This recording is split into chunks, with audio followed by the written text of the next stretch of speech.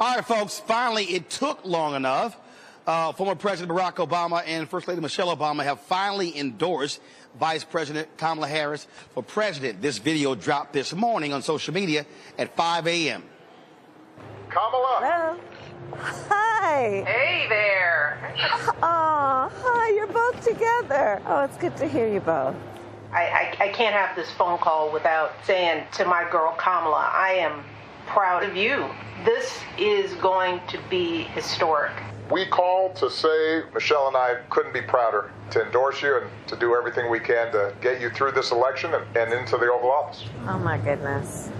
Michelle, Barack, this means so much to me. I am looking forward to doing this with the two of you, Doug and I both, and getting out there, being on the road. But most of all, I just want to tell you the words you have spoken and the friendship that you have given over all these years mean more than I can express. So thank you both. It means so much. And we're going to have some fun with this too, aren't we?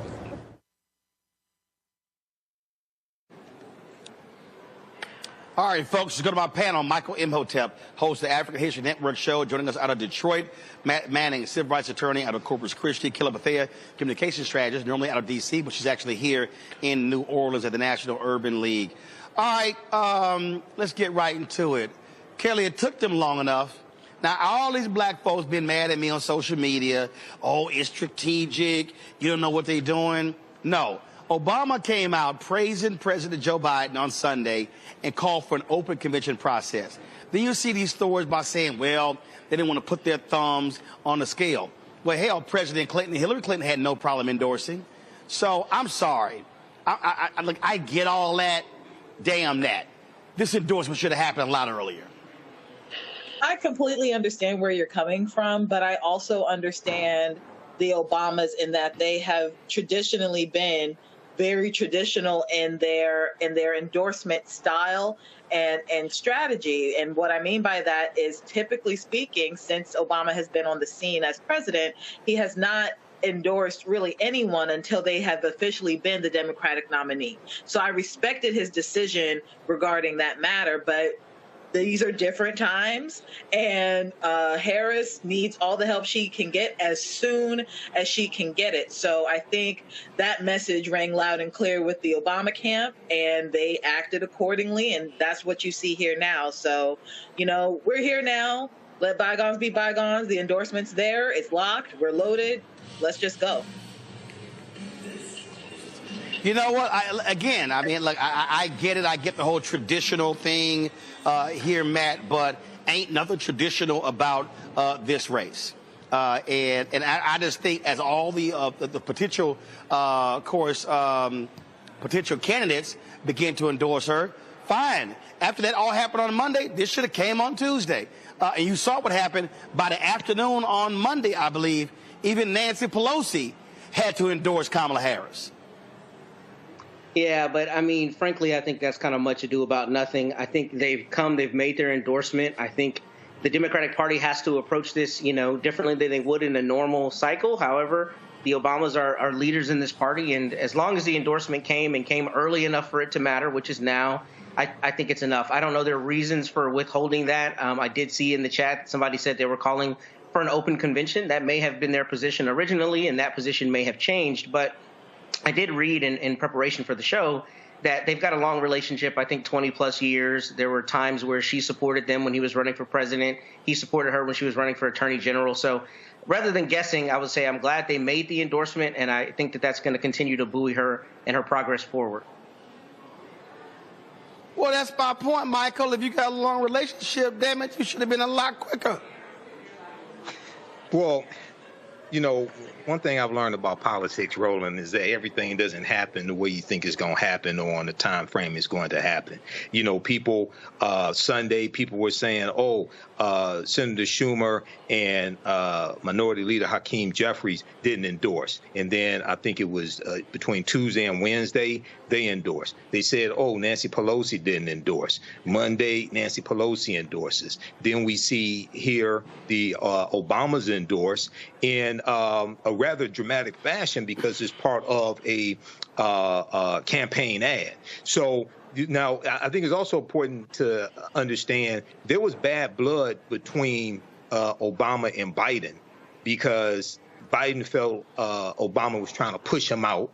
And yeah, you did have people, and I think Obama was one of them, who wanted an open convention, things like this. But what happened Sunday, I think Joe Biden really boxed some people out, and I think Joe Biden really changed the game on his way out, because 20 minutes after he announced on Sunday, after he announced that he was dropping out of the race, he then endorses Vice President Kamala Harris. She spends 10 hours on the telephones on Sunday calling 100 people, locking in delegate votes.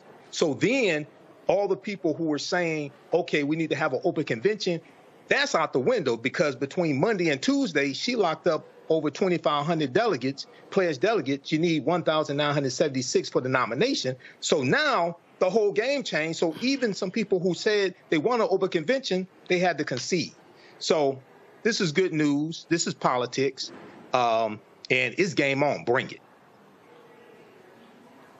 Well, again, glad they finally did it, and I think you're absolutely right. She had it locked up definitely by Tuesday. Things are rolling in Monday. I'd rather be at the front of the train than the end of the train. I'm just saying. So I think it could have came sooner. Fine. They finally got it.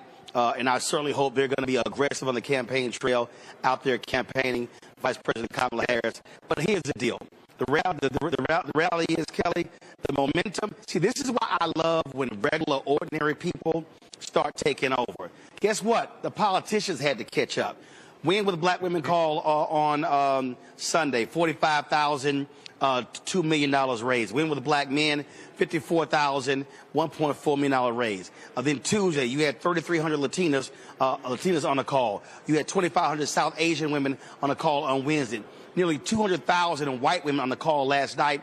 They've raised $8.5 million, may hit $10 million. Now you got, of course, you got Black gay folk on the call today. You got Gen Z on the call. You got the Howard folks on the call.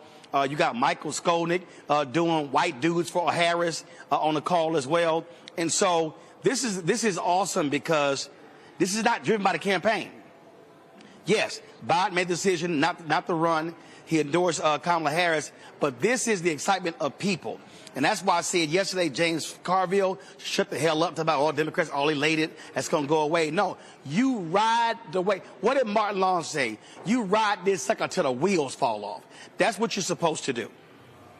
It is what you're supposed to do. And I see the momentum, and all I can say is I hope that it continues to move, because that's always the point of contention when it comes to Democrats and our plight to get things moving, when excitement can fade. So I understand what you said about the other guy who thinks that it's going to die off. I don't think it's going to die off. I just want, people to be cautious and keep going, be disciplined in the momentum to keep going. It's not like we raise all this money and we're done. No, like, this money is getting spent as we speak. We're going to have to keep donating. We're going to have to keep doing these calls, regular donations. That's how this campaign is going to keep moving. That's how we're going to get her into the White House. So that is the point of all of this. It's not about, oh, we got a Black woman in there, let's just get excited. No, she's here to do the work. And we need to put money behind her so she can get into the position for her to do the work. Roland? I don't want cautious. I want folk going hard. I love how folk are saying, wait a minute, we can mobilize our own group. We don't have to sit here and wait for somebody. That's what makes organic things real. That's actually what makes movements amazing, because people are just going and going. And look, I think this thing is going to continue, because they're going to need the kind of momentum. And what this is doing is driving fundraising, it's driving interest, it's going to be driving donations. Listen, the women for Harris were supposed to have their call on Sunday. So many white women last night signed up, along with the other women. They had to move that sucker to Monday because they had to figure out how to deal with the capacity. So there's nothing greater when platforms got to figure out, damn, we got to get bigger. like they broke Zoom last night. All these platforms are now like, damn, we got to increase our capacity. We're going to hear from Khalil Thompson a little bit later, Win with Black Men. So they've already told Zoom, yo, y'all need to be prepared. We might have upwards of 50,000 people on Sunday for our weekly call. That, to me, is what I think is about great organic moments. I think you're 100% right. I love that you mentioned that. And I think that's terrifying, the Trump campaign. I think that first call with Black women had something like 47,000 women within, like a few hours, if I remember correctly. I think it was the same day as the announcement. I saw many women that I know posted. Yeah, it was Sunday. It was Sunday night.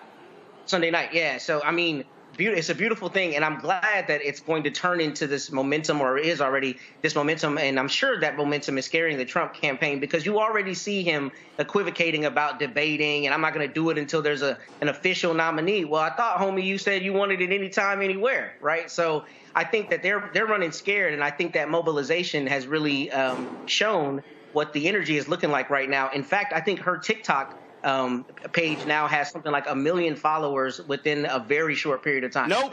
No. More than that? 2 million. 2 million. 2 million. I saw it on CNN last night and it said 1 million. But in any event, that's extraordinary growth in a very short period of time. So I'm excited about the excitement. And I think that shows that this is something that we were talking about on the show, whether there was kind of a latent excitement that hadn't come out yet because of Mr. Biden still being in the race. We all had different opinions on whether the propriety of him getting out or staying in, but there was obviously an energy that was waiting to burst forth, and it has come forth, and people are really, really supporting Kamala Harris. I'm glad to see it. I think last night the Bison PAC had a call and raised something like $200,000 in a very short period of time. So I'm glad to see the mobility, and this shows what we can do as people when we really put it on our back and get to it. Well, I'm going to tell you right now, the energy is amazing. Folks are jazzed up. And Matt, yes. Michael, Matt said something I think is important. When he said the Trump folks should be scared, and they should be, because the one thing that you don't want, and the polls are already coming out. Swing state polls are already coming out. Gap is being closed. Harris is actually up in 2 of the 3 states. And so what you never want your opposition to get knocked down and then get up, meet the A count, and start swinging back. And so they're now in a free fall because you got crazy J.D. Vance. All of his nutty stuff is coming up, saying how he wants parents to pay lower taxes. He doesn't believe that people who don't have children should be participating in the electoral process. And first of all, y'all don't look at us. You the fools who didn't vet that idiot. Mm-hmm. Exactly. So there's a number of things here. First of all, Roland, I was on the Win with Black Men call Monday night. Thanks so much for putting it together. I also donated. I was one of the 20,000 African-American men on the call. I shared the information on my social media platforms. The one suggestion I would make is for the next one, Roland, have some Sigmas on talking, like somebody like me, okay? Because I ain't seen any Sigmas. But, I'll forgive you this time. First of all, let me be real clear. If we throw a rock, we can hit an alpha in leadership. Don't blame us for that. That we can't throw a rock and hit a Sigma in leadership. Oh, Roland, you can hit Sigma in leadership as well. Michael. Now, Michael, it ain't that many Sigmas in leadership compared to alphas. You can talk to Sigmas that you have on this show dealing with politics, like myself, okay? But let's continue. That's one. That's one. It only takes a few of us. Okay. To rock this bad stuff. That's all you need. All right. Listen, don't hate because alphas rule. You need to finish your little comment because all you're doing is embarrassing yourself. No, come on. I'm gonna make it live. But so you talk about enthusiasm. When I was in sales decades ago, 20 years ago, we had a saying, enthusiasm is contagious. What we're seeing now, I was looking at an article from TheGuardian.com today that was interviewing Gen Zers, and they were saying they were not going to vote in this election for president, but now that Vice President Kamala Harris is a candidate for president, they are engaged and they're going to vote. And this causes people to actually study policy, to understand how policies impact them. What happens in Washington, D.C., how it impacts you on the ground level. And people want to get engaged, want to get involved. And this reminds me also of the modern day civil rights movement, where, contrary to popular belief, Dr. King was not the leader of the modern day civil rights movement. You had grassroots movements, you had other organizations as well. So you had people organizing at the grassroots level in the modern day civil rights movement, as well as today. But J.D. Vance is scared. Donald Trump is scared. The Trump-Vance campaign already said a few weeks ago that J.D. Vance would not debate Vice President Kamala Harris in the vice presidential debate. Okay, now you have Donald Trump backpedaling, and the reason why he's backpedaling is because criminals are usually afraid of prosecutors, and she is going to prosecute the hell out of Donald Trump, and he knows it, and he's scared, and he should be scared. So we're in it to win it. Is Harris and whoever she picks as her nominee, but we have to mobilize, engage like never before, because this election right here is the most consequential election since the 1876 presidential election that brought about the end to Reconstruction. So this is about life or death. Yep, and I'm glad you mentioned Dr. King. He was an alpha. All right, y'all, got to go to a break and come back. Gen Z is having... Williams was a Sigma. Gen Z, you don't want to start. You don't want to start. You do not want to start. The roll call is too deep, son. It's too deep. You know this. All right, when we come back, Gen Z is having their political call. We'll talk to them next about that right here on Roland Martin Unfiltered on the Black Star Network. All right, let's go back to our panel. Michael, the point that Mark Morial made there about good economic news. I was reading a story earlier today that said that Biden Harris have not been able to really break through with their message when it comes to economics. I think this is an opportunity for Vice President Harris to actually do that, to really create a cohesive message. I got one graphic that showed that the manufacturing that has happened under Biden-Harris, we haven't seen this level of new manufacturing in 100 years. Manufacturing jobs, 800,000 manufacturing jobs. Absolutely. We got the news, I think it was yesterday, the economy grew by 2.8%. So, yeah, and I think the Harris campaign, I think, is going to be better at utilizing social media than the Biden-Harris campaign. And you've got to utilize social media, TikTok videos, Instagram videos, Facebook, YouTube, all of that to flood the zone to counter the misinformation and disinformation that's out here. I was looking at the chat here on YouTube, and somebody said we want tangible policies from Harris and things like this. You got tangible policies from Biden-Harris, $16 billion for HBCUs, record number of funding for HBCUs, 2.6 million jobs for African Americans, the fastest growth of African American businesses in 30 years. You had an Imhotep anti-lynching bill, the first anti-lynching bill in 122 years.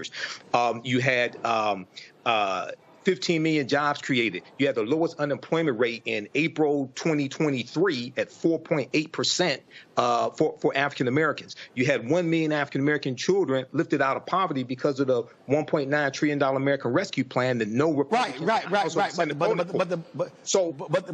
the point I'm making there is, that is a lot there. But you have to create a cogent message that breaks through where people go, oh, I get it. And the problem is that's what they have not been able to do.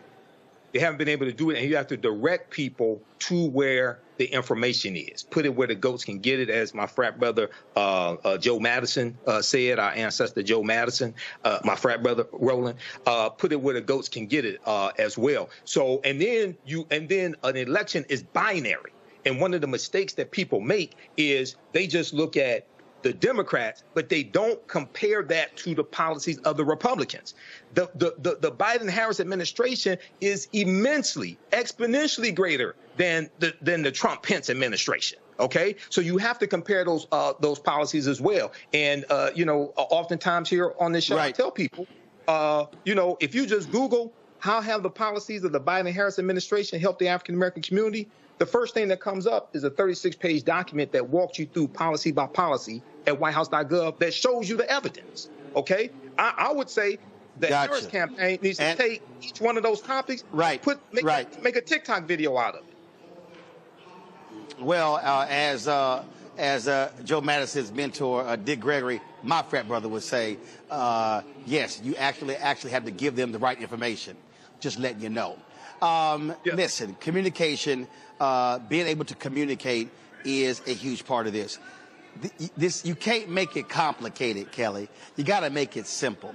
You don't have time to explain folk in 20, 30 minutes. And so I think the Harris team really has to figure out what that message is going to be, speaking on the economic issues, because people still, yes, all these other things are happening, growth of the economy, all those things, but if people are still being impacted by rent, by, as I said to Mark, by food prices, things like those lines, that's what they're feeling on an everyday basis.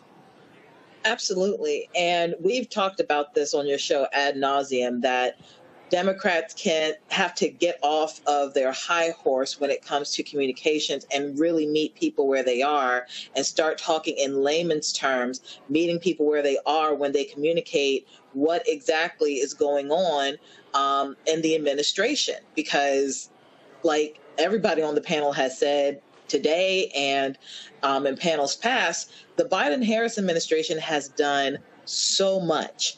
And it is unfortunate that it is only communicated in an infographic right now in order to push Harris to the finish line of the presidency. But again, we're here now. Something like you said earlier, I've been at the Urban League conference all week, and Representative Jasmine Crockett was recently on a panel today. And one of her big things that she said that pushed her to the finish line in her campaign when she was running for her state position back in the day was she talked to people experiencing homelessness, and small acts of kindness such as giving them water pushed them to vote for her. She didn't realize that they were registered voters too, and they listened to the issues too, and they voted for her because for the first time in a very long time, if ever, there was a politician who listened to them and actually cared about what they cared about. And those are the types of communication styles that need to happen up and down the ballot, certainly with the Harris administration.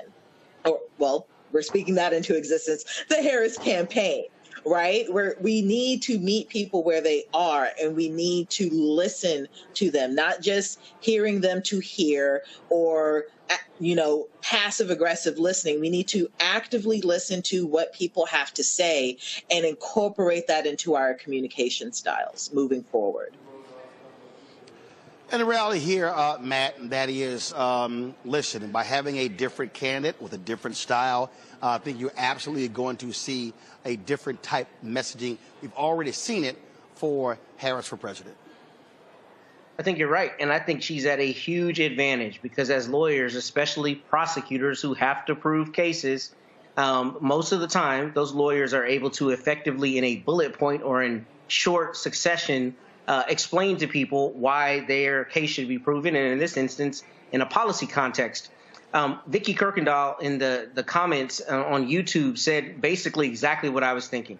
I think their messaging not only needs to make it layman's terms and as simple as possible, but that messaging needs to correlate to quality of life issues.